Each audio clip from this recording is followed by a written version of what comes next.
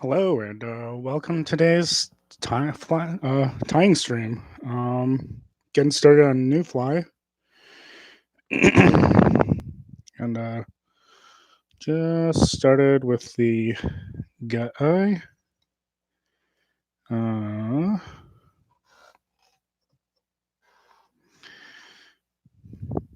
the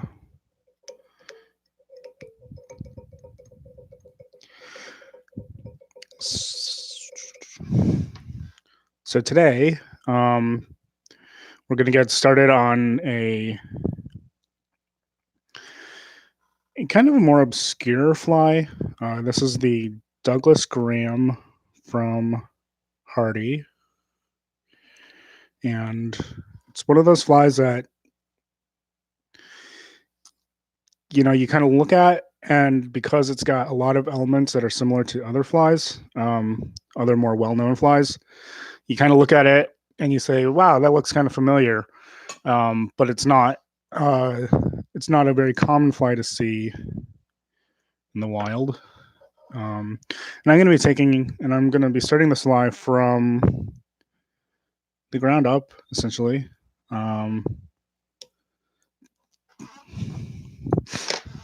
and yeah.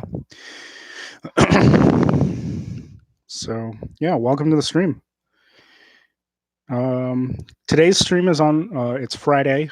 If you're watching the day that this was streamed, um, I think going forward, my plan is to stream on Saturdays. However, this week I could not stream on Saturday. Come on, this look is not quite as secure. My plan is to stream on Saturdays. However, tomorrow, this Saturday, tomorrow, um, I've got a training for the Medical Reserve Corps, uh, and so I will not be able to stream tomorrow, which means I'm streaming today. And today, hopefully, we'll get through the body, this fly, and then next week or whenever I stream next, we'll do the wing.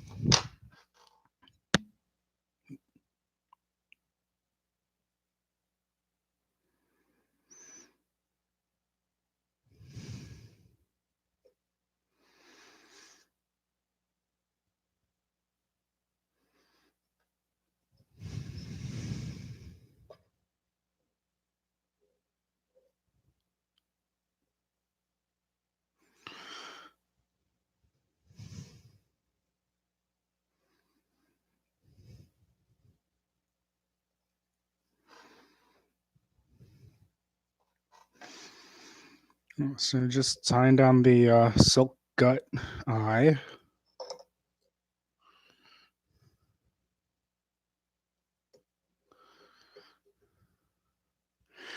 And the hook that I'm using today is a 3/0 William Barley and Sons standard length shank, and it's from Ron Lucas Sr. So these are some of my favorite hooks to tie on. I don't tie on these too much, even though these are for in terms of like handmade hooks. These are some of the best value hooks. I don't tend to tie on a lot of the well-made hooks or the higher end hooks just because they are a little bit more expensive. And usually when I'm tying to demonstrate at like a show or something. So I'm not usually tying to the best of my ability. But when I do commissions or sometimes for display flies, I use Ron Lucas hooks that are my go-tos if I don't have vintage hooks to tie on.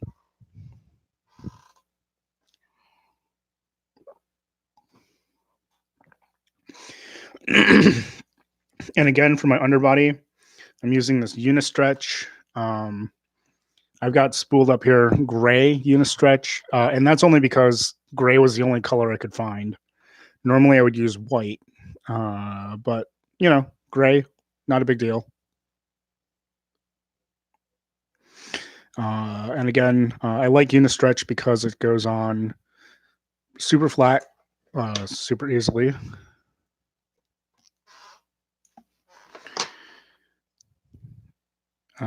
Now the Douglas Graham has a part tinsel body, so it's a body in two joints. The first joint is silver tinsel. The second joint is claret fur, and so this transition where the underbody meets where I tied in the gut eye, I'm not too worried about because that'll be covered in dubbing. It's this portion down here where the tinsel will go that I'm most concerned about because tinsel and floss, you want a very even underbody underneath it to make it as smooth as possible. If that's what you're going for.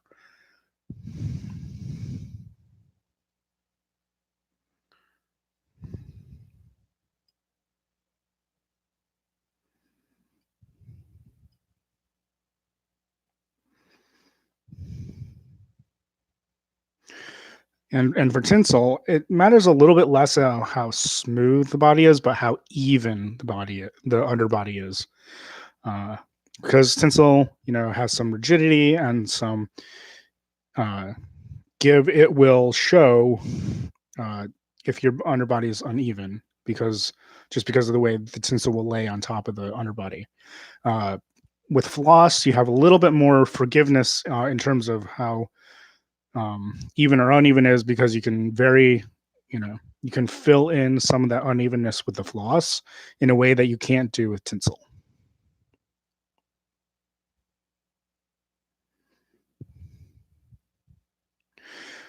And as usual, I am constantly flattening my thread just to make sure it lays nice and evenly.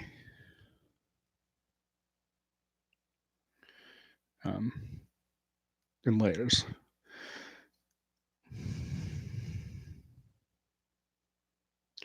Now this is only a 3/0 hook, and so I'm only going to do 3 passes, I think.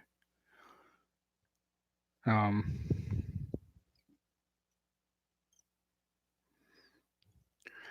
for those of you who are wondering, when I normally tie, like in demonstrations and things, I'm usually tying on a Gaelic Supreme or Partridge blind eye. However, I'm out of those, so.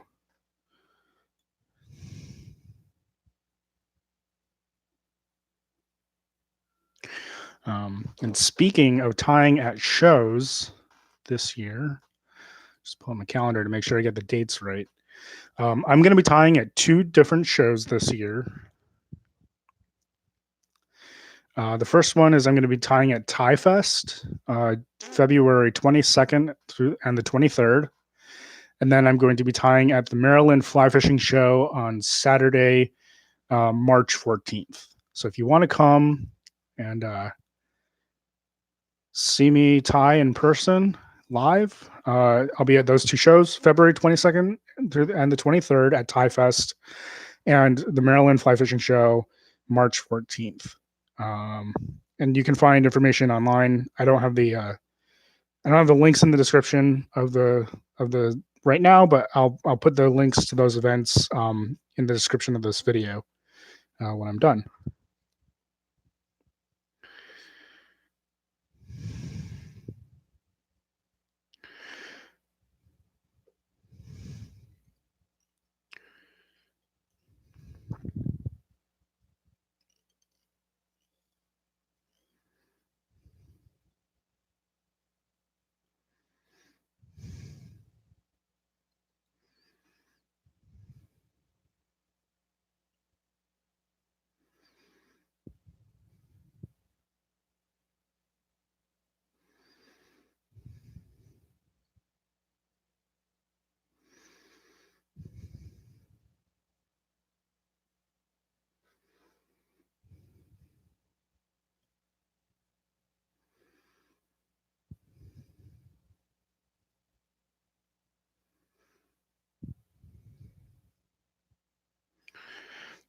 Oh yeah, and before I forget to mention, I am going to run a giveaway on my Instagram. My Instagram handle is at justwondering.brad. And when I reach 500 followers on my Instagram, I will be giving away a set of fishing flies, fishing quality flies. Um, I will definitely be giving away some Marioverse Marbury flies, and there might be a few extra surprises included in that as well.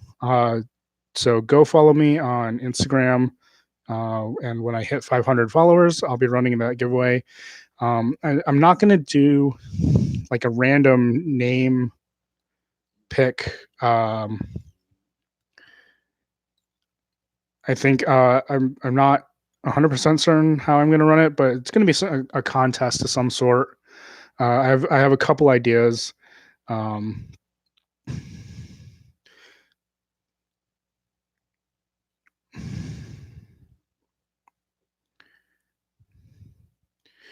I was recently at a like a fly tying gathering at a local brewery, and we were talking about where we got our feathers, and I get a lot of my feathers from Michael's. Craft feathers are great for tying fishing flies, and there's certain feathers, particularly like peacock sword feathers, that you can find for much cheaper than any of the specialty fly tying shops. And you know, you don't need super high quality peacock feather or peacock sword feathers because you're not tying them in whole, and you're going to cut them up anyway. So we're talking about that, and one of the ideas I had for the giveaway is maybe doing like a contest where um, you go to uh, a craft store like a Michael's or a Hobby Town, or wherever they sell craft feathers, um, and you have $25 to spend on at the craft store, and you have to buy all your feathers and any body materials that you want for the fly. And the only thing that would not be purchased at the craft store would be the hook and thread and the gut and the silk gut if you're using blind eye. So that was one idea that I had for maybe doing a giveaway like that, or competition for the giveaway. I don't know. Tell me what you think. Let me know. I'm interested to see what people think and what people think would be a good idea. Okay, so that's the underbody. Again, it's pretty smooth. And the nice thing about Unistretch is it's pretty strong. It can take a little bit of burnishing. And so, you could use just the handle of a tool. And you want to be really light and just give it a little bit of extra smoothness. Doesn't require much, doesn't require a whole lot of pressure. You could use a specialty tool. Let's see.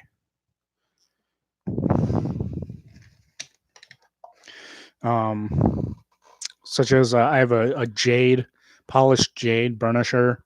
And I found that these are really nice, nice to use. I think these are mostly used for like embossing paper or something like that. Don't quote me on that. I have no clue. But they're nice because they can get in all the curves. But frankly, if you're using something as robust as Unistretch or like the Vivus thread, you can actually use something that's a little bit more rough. And I know for like floss, you're supposed to go, up and down like this to burnish, in parallel to the thread count. But if you're doing something with, again, like Unistretch, you can actually drag it across and not harm the thread. Within reason, of course. Eventually, you will wear through the thread doing this, but that it takes some amount of beating to beat up this thread very much. All right, so I'm going to start my usual this is 70 denier ultra thread. And I'm going to tie it in. I'm going to start that thread exactly where I want the tag to end. And then I'm going to tie it, bring the thread down to where the tip will start and then bring it back. And the reason why I do that is because if there's any unevenness in the tag, in the underbody on the tag, I can correct it with a little bit of this 70 denier thread.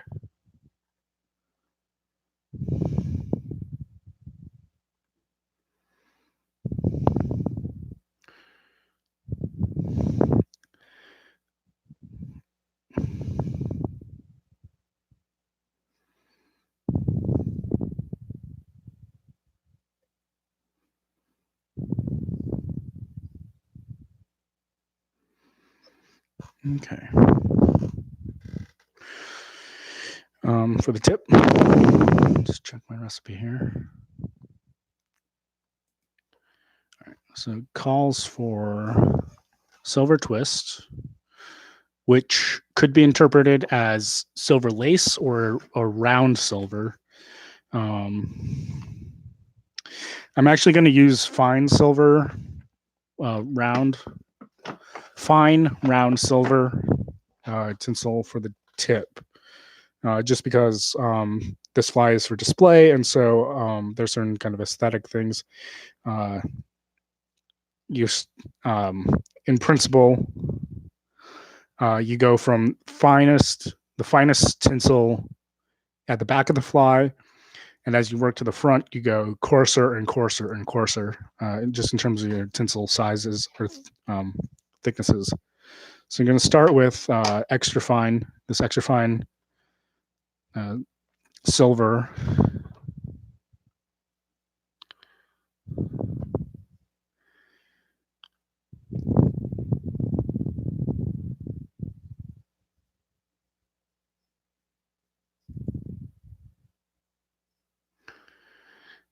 And again, we're going to tie the silver tinsel on the back side of the hook. So the side facing the camera, which is the back side to me. I'm going to wind it forward. And then I'm just going to wind the thread out of my way. And because this is extra fine, one, I'm going to use pliers, and two, I'm actually going to give this probably 7 or 8 turns, so quite a bit. Again, because this is extra fine tinsel.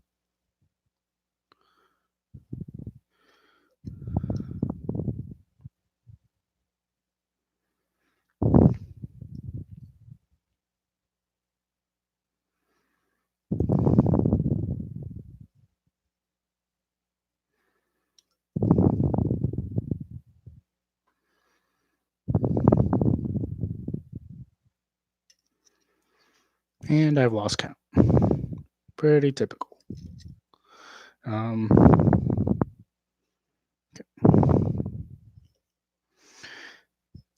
Yeah, and a lot of this is just go until it looks good. I want a fairly robust tip because, you want to be able to see it.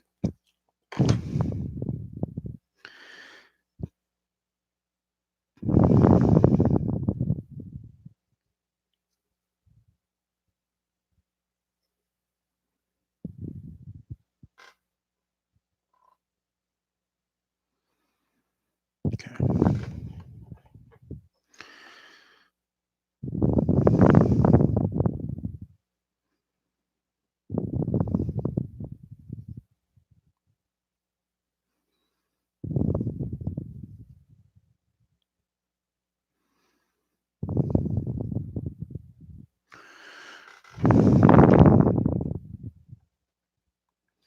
Just gonna trim these tag ends.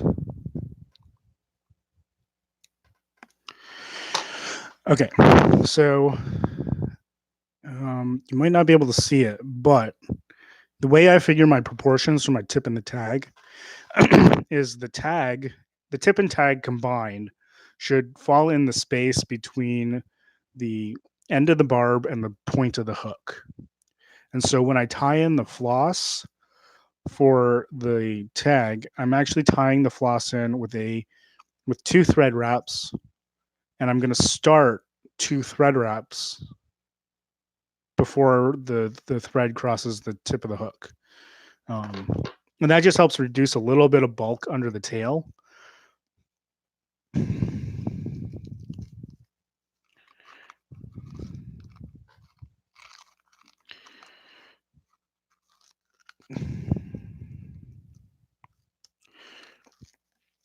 And that. But again, the tip and the tag combined fit within the space between the point of the barb and the point of the hook.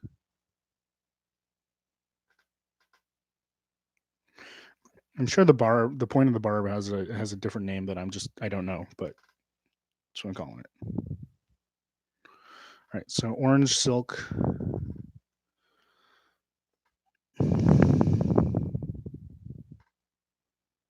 That wasn't a good wrap.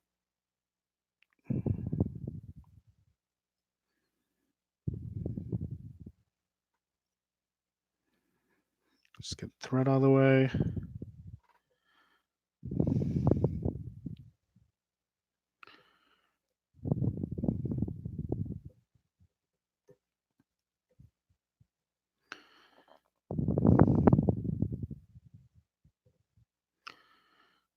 And we're going to wrap down. Again, just like our thread, we want the floss to lay flat as we wrap.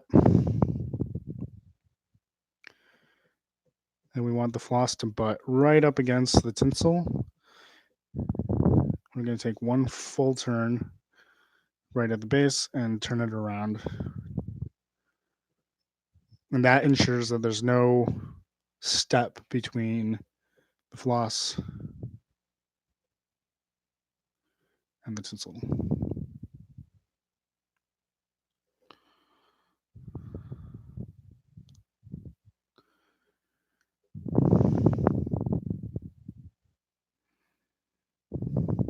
Okay.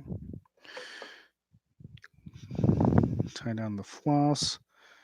And this does have an ostrich herl butt, and so I'm not as concerned as I would be otherwise with bulk right around the tail tie-in.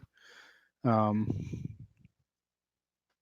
just because, again, that'll be hidden by the ostrich herl butt.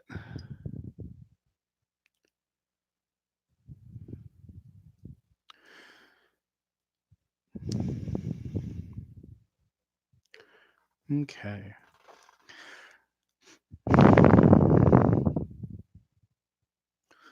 Next, tail.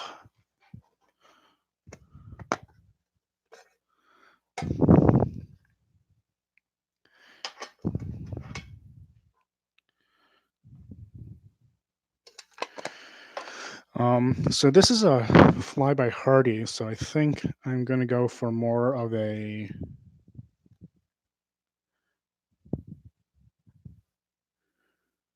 no, that's not bad.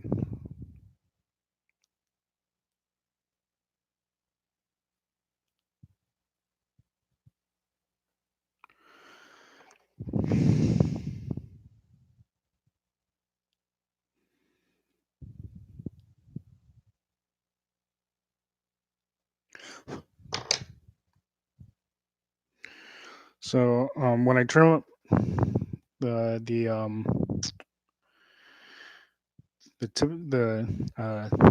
crest for the tail, I trim the very end so that I leave a little bit of stubble.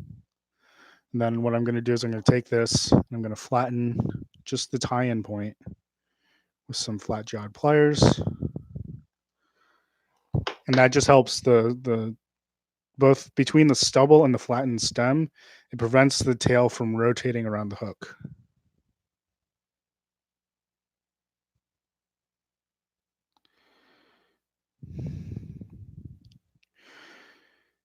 I'm going to shape it ever so slightly. You can see how flat that is. So there are kind of two different schools of thought on how your tail interacts with your crest that goes over. Well, there's a whole bunch of different thoughts, but basically, they can either meet tip to tip, or they can be not not meeting. So you might have a tail and a crest that meet tip to tip, and that's kind of a I would say that's probably a more modern style. Um, if you look at like the plates, the illustrations of flies from Blacker or um, any of the other major publications that have good illustrations, a lot of them are even tips, but they're open, or they're the topping intersects the tail midway, um, and all sorts of variations. If you look at a lot of I've seen original flies where the tail and the topping overlap like this. Uh, so, but I would say like the tip of the tail and the tip of the crest meeting perfectly at the back. That tends to be a more modern style. Um, I tend to tie an older style. Um, so I'm not terribly concerned about whether my tail and crest or topping meat. Um, and I do like the way a flatter tail looks. So if I wanted the tail to meet the topping, I'd tie a much more curved tail. Um, but in this case, I'm tying in a flatter tail because I'm not so concerned with the tail and topping meeting.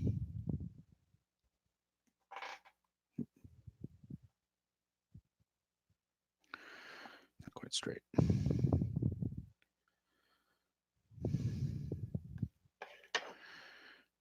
I'm just going to trim the tail.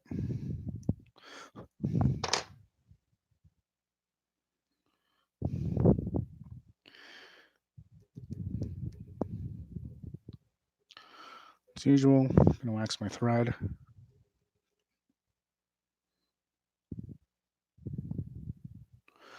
And I will say, waxing your thread does a couple of things. It holds the material on more securely. Uh, excuse me. It holds this material on more securely, but it also um, catches and holds down like any fuzzy pieces. So, if you have a lot of like extra fluff or some, extra dubbing, it will help hold those pieces in. And so then, it smooths out, especially at the head of the fly, it'll smooth out the whole thing.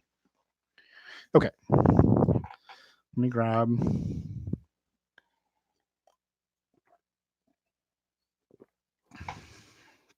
So this fly has a tail veiling, which is specified as Indian crow. And I am not going to use Indian crow because that is horribly expensive and rare. I'm going to use my normal substitute of red weaver, if I can find it.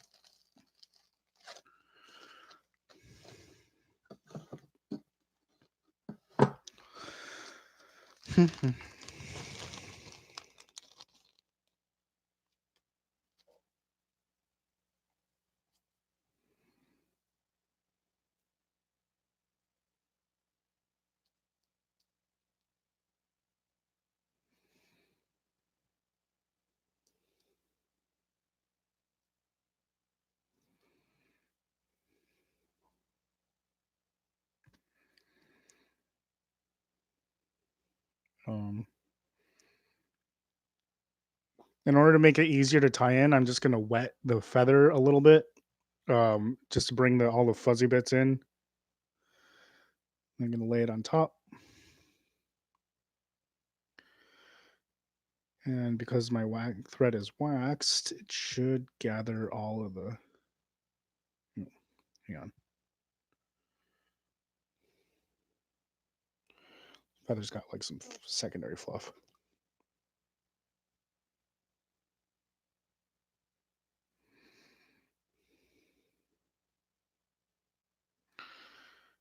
There we go.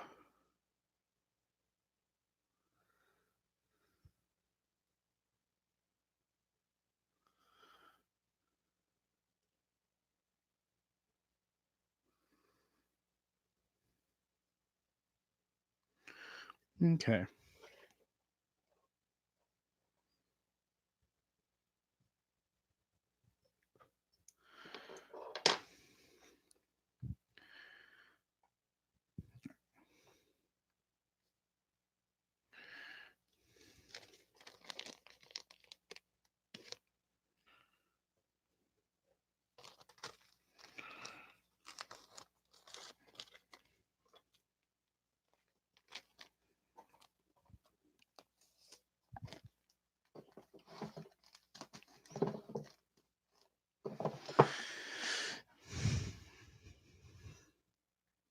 Okay. Now next is going to be a joint, as they would say, a section of body. Well, okay. So first is a ostrich herl butt.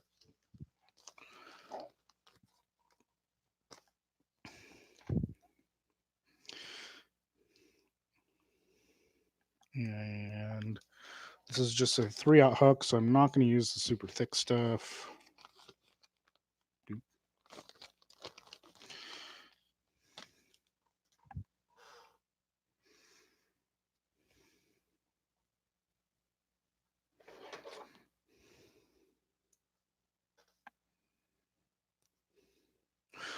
Uh,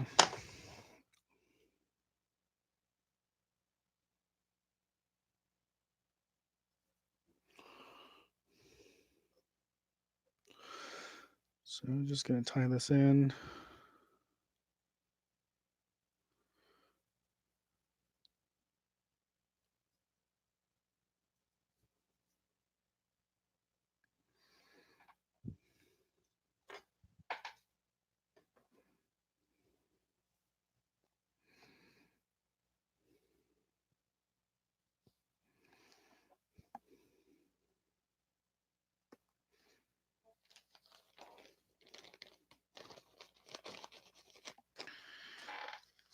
All right.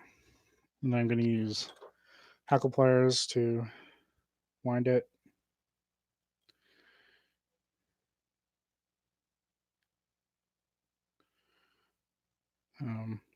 And again, like I normally do, I'm going to pull the fibers to the, just so that they're on the back side of the stem, just so none of them end up pointing forward. I'm not folding the herl per se, just making sure that none of them will stick out, the wrong way.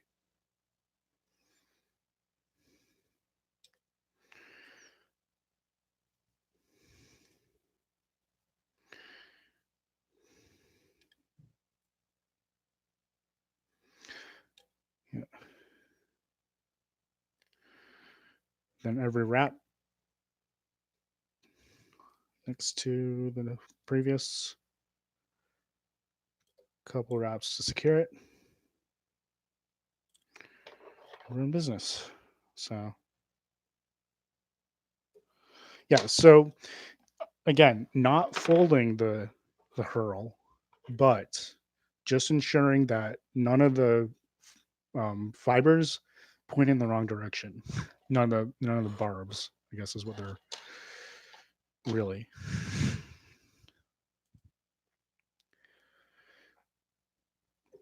Okay, so that's that.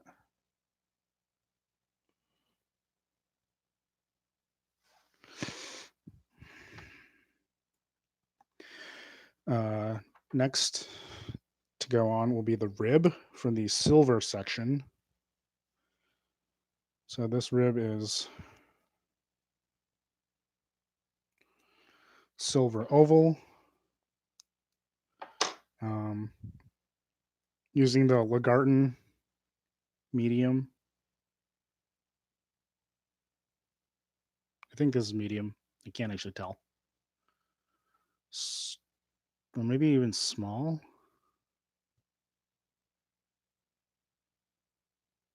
Anyway, yeah, just Lagarten silver oval.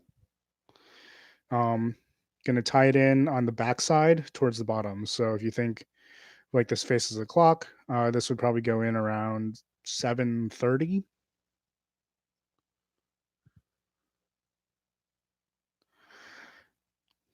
and then I'm gonna wind my thread forward to where I want the joint to end. And this first joint's silver, flat silver tinsel, uh, and it's half of the fly.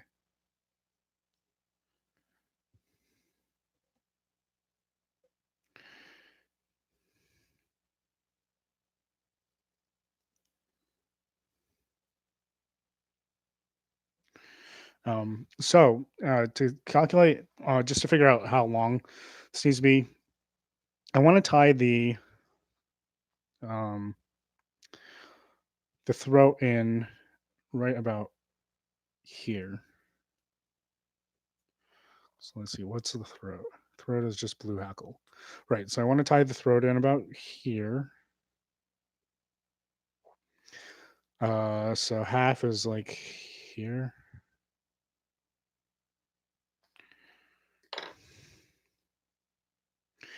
And all this is approximate. Just from a visual standpoint, the front segment or section or joint should be the tiniest bit longer, particularly because it's darker in color. So um, just it's going to catch the eye less than this silver section at the front or at the rear, rather. Um, so from a visual design standpoint,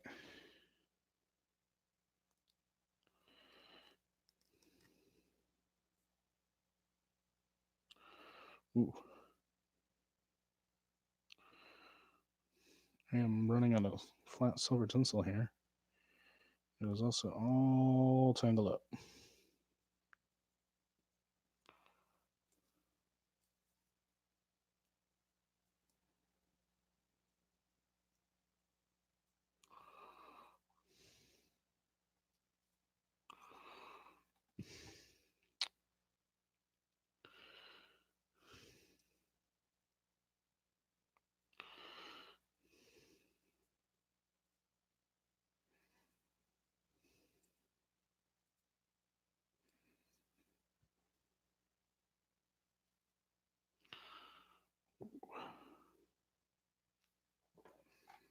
Okay. Um, this is way more than I need, but I'm gonna tie it in all in because I'm getting to that point in the spool. Well, I just pulled it off the spool, so instead of trying to estimate and figure out where I need to cut it, I'm just gonna tie using this whole thing. Um, Not a problem. And tie it in.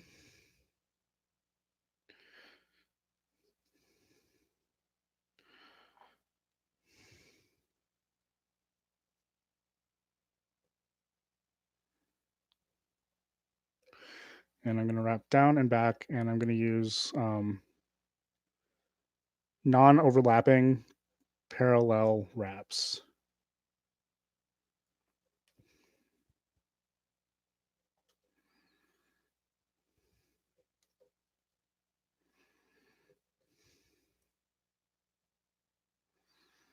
Hmm.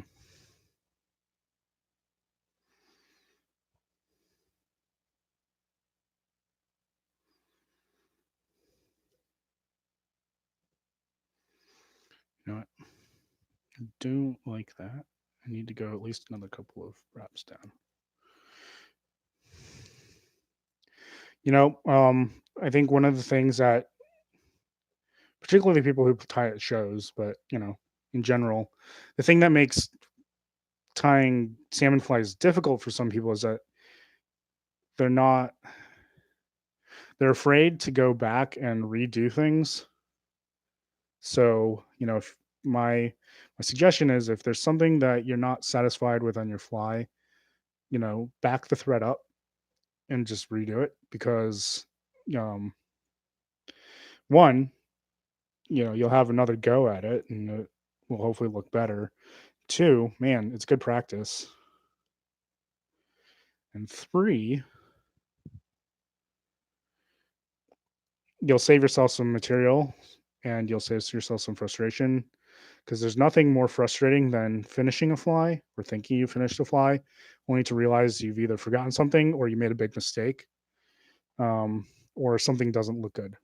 And it's better to realize that something doesn't look good and to correct it while you're, tying than afterwards.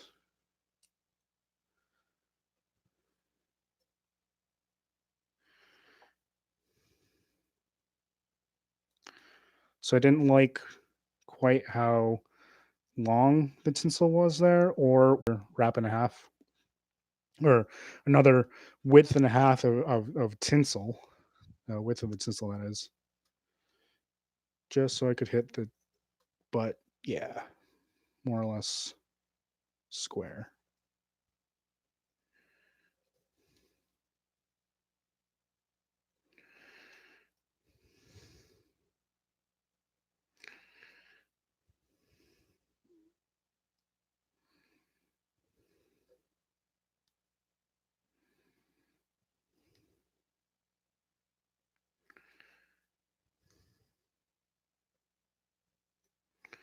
Okay.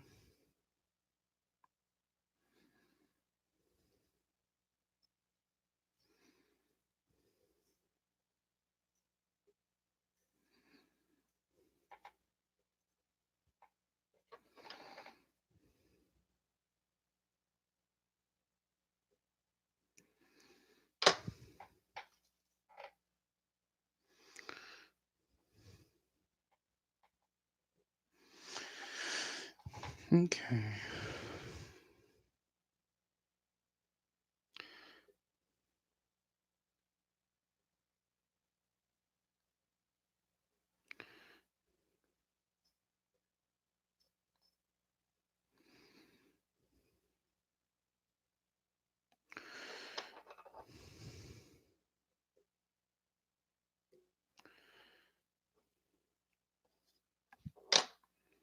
All right.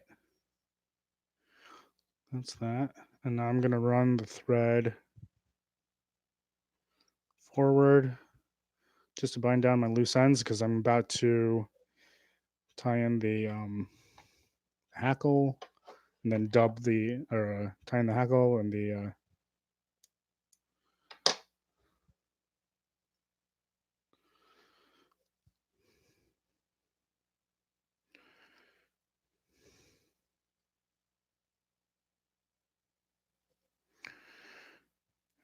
actually, before I tie in the hackle, this body actually has veilings over the first segment, the tinsel segment. And again, I'm using red weaver, and actually, I pulled these off at the same time as I did the tail veiling, and I didn't talk about it.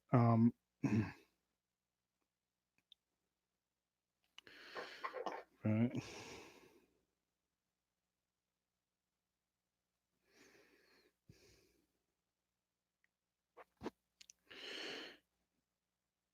And again, I slick down the feather using just a little bit of saliva, and that just makes it a little bit more manageable when you're tying it in.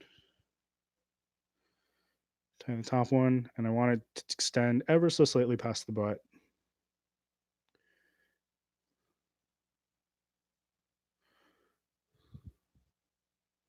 It's gotta sit perfectly on top. And once the feather dries out, it'll look fine.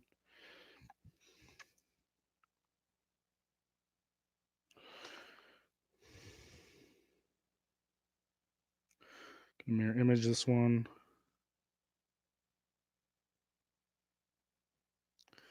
Bottom.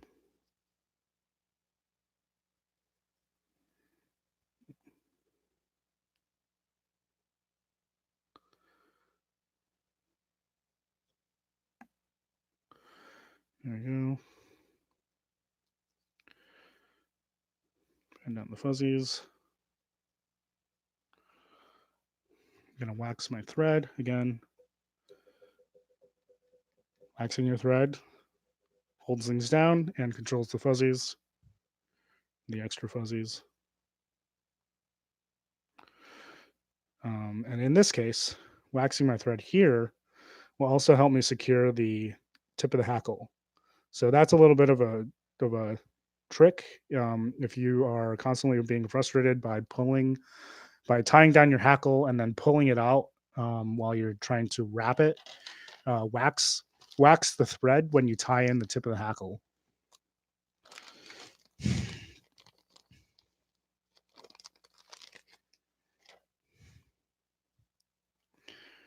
Now the hackle is a claret rooster neck.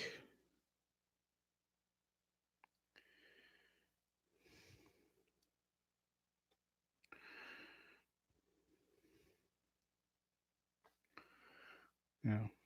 And this is only a 3/0, but I only need 3 turns. So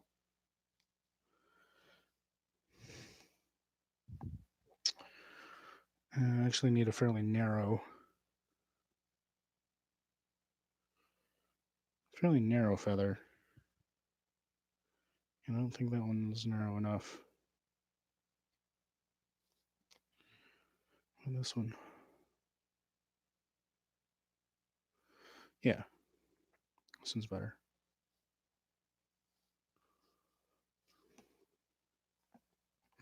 All right, so if you're wondering about like the order in which I tie in, like rib versus hackle, I work under the principle of first on. So first thing I tie on is the last thing I tie down or wrap. So um, so I'm going to tie in the hackle at what would be 7 o'clock because I don't want it right on the bottom because you are going to have a little bit of run up to get it uh, started. And then I'm going to tie in the rib, which I'm going to use a slightly thicker silver oval tinsel.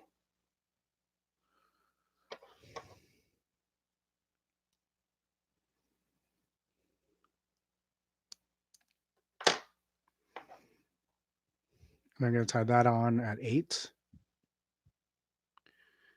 or 7:30.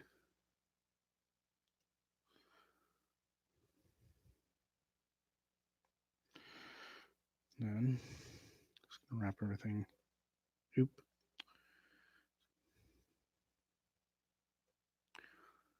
Tinsel slipped just a little.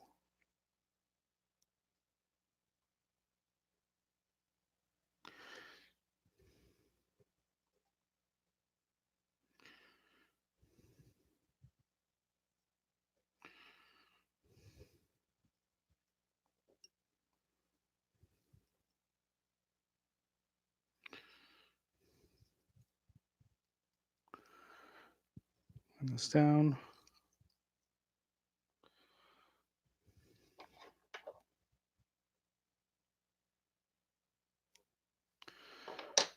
Something to trim there.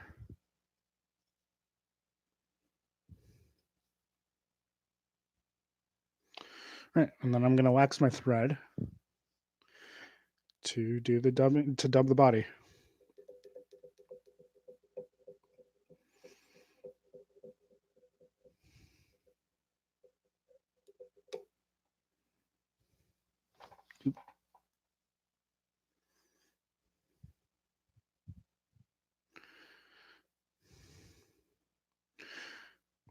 And again, I want a light layer, a very light layer of wax thread already down, because that will help the dubbing stick not only to the body, and just give the dubbing a little bit more purchase. Because I don't do a dubbing loop. I don't think it's necessary. Just a little extra purchase doesn't hurt.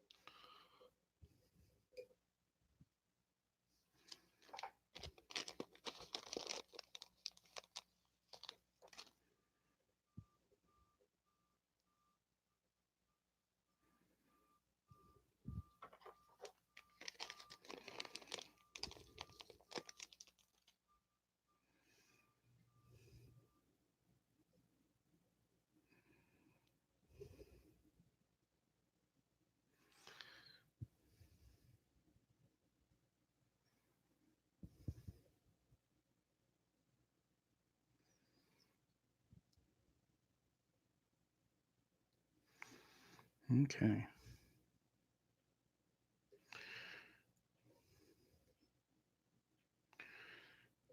Wrap my rib.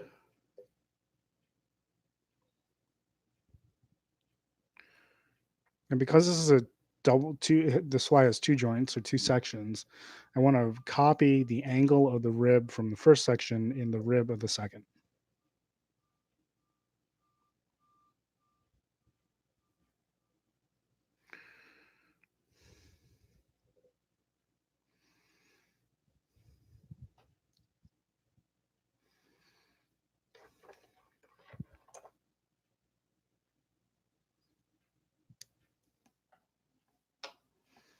Okay. I'm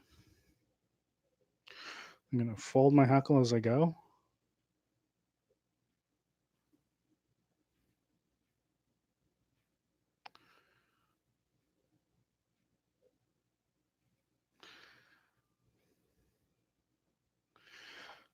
So I'm using my right hand here to wrap the hackle, but I'm also using my left hand to not only fold the hackle by pulling the barbs to the rear, but also to place the hackle precisely behind the rib that I'm following.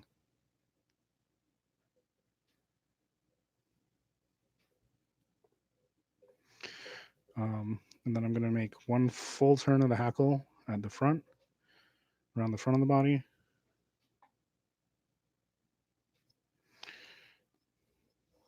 Going to tie it off at the bottom of the hook.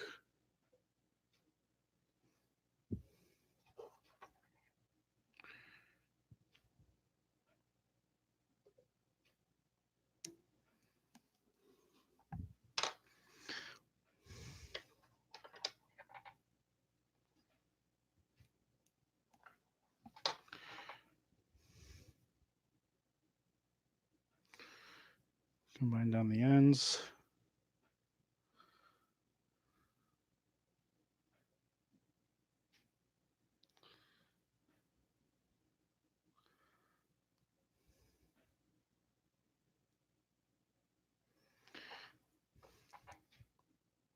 There we go.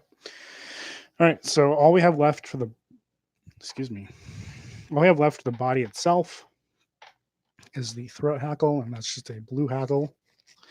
And that'll be it for the body of the um, Douglas Graham. So blue.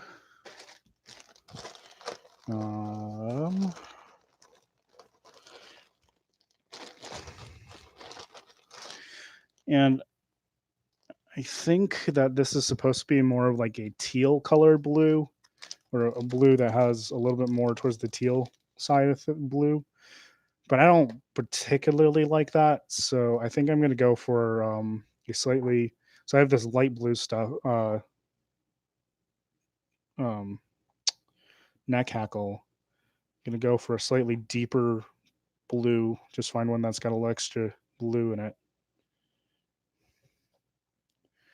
Go for that.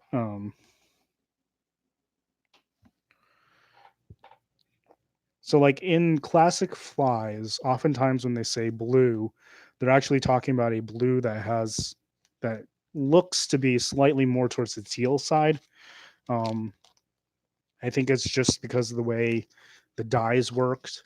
Um, kind of not exactly the blue that we tend to think of today. And that happens to not be my This is not my favorite color, so I will use a more blue um, on most occasions.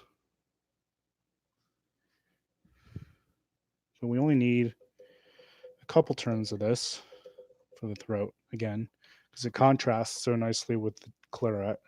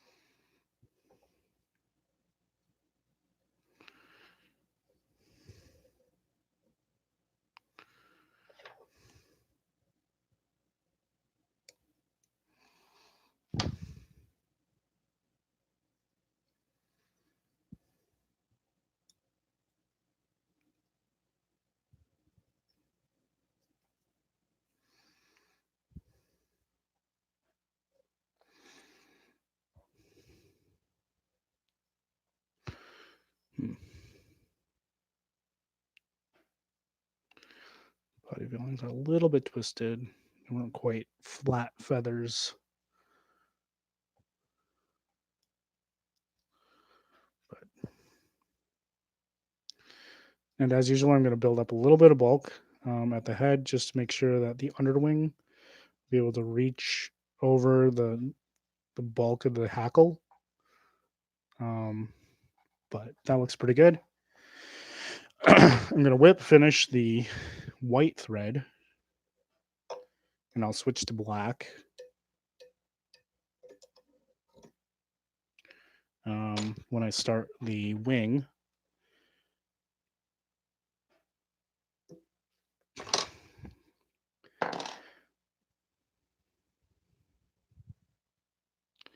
I think for today we're going to call it good there. Yeah, this is the beginning of the Douglas Graham, as described by Hardy. Body tied on a 3/0 Ron Lucas hook. So yeah, so we'll finish the wing. We'll do the wing and finish this fly either next week. I think on Saturday is when I'll stream next. If not, it'll be Friday or Saturday, preferably Saturday, for my schedule. And thanks for hanging out. If you'd like to see more of my work, follow me on Instagram. I'm at Just Wondering Brad. Sorry, at Just Wandering Brad. And again, when I reach 500 followers on Instagram, I will be running a giveaway. If you would like to purchase any of the flies that you see me tie, or just want to support the stream, you can check out my Etsy shop, Studio1213 on Etsy. So, and if you want to be notified of future streams, hit subscribe. And thank you for watching.